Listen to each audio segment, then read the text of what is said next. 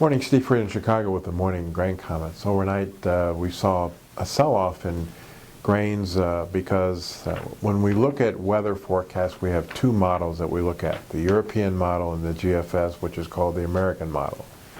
European model is usually the best in forecasting, especially in dry years. And up until yesterday at noon, the European model suggests long range that we were going to be dry across the Midwest.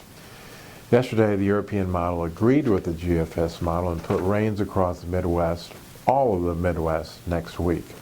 This morning, they're in agreement again. So we were down 12 cents in the beans, we were down 7 cents in corn, and 6 cents in wheat. Now, our weather guy believes that if we look at the month of July and August, he thinks it's going to be warmer and drier than normal. So he still thinks that it's going to be tough, especially to grow a normal soybean crop. So this is going to be an ongoing thing, especially when the GFS model, which is not normally correct, is going to be wetter than the European model all summer long. So that adds volatility to the marketplace.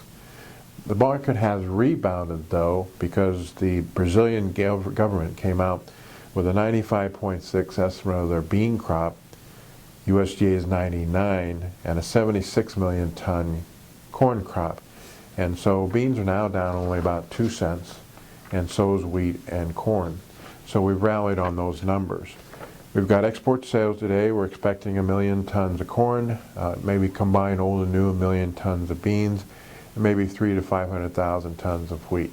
So we are getting news that the Chinese are snooping around for U.S. beans for August, October, November, and December.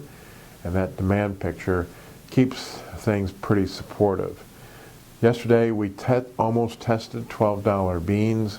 Support's all the way back at $11.29 on the July, and resistance is going to be $12. July corn's in a $4.20, $4.40, maybe $4.50 range.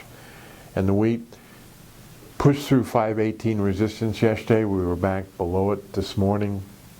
5.34 is the next level of resistance. We had huge volume yesterday in the corn. 747,000 contracts were traded. Open interest went up 6,000 in the beans, 18,000 in the corn, 9,000 in the wheat. We continue to see liquidation of the July open interest.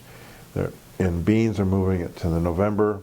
In corn, they're moving it to the December, and in wheat, they're moving it primarily to the September contract.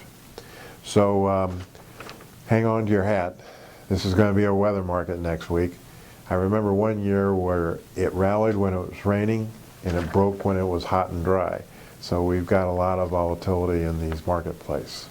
Outside markets, dollars higher, crude's lower, metals are lower, Chinese stocks are lower, so everything that we saw yesterday that was supportive has reversed in the commodities today.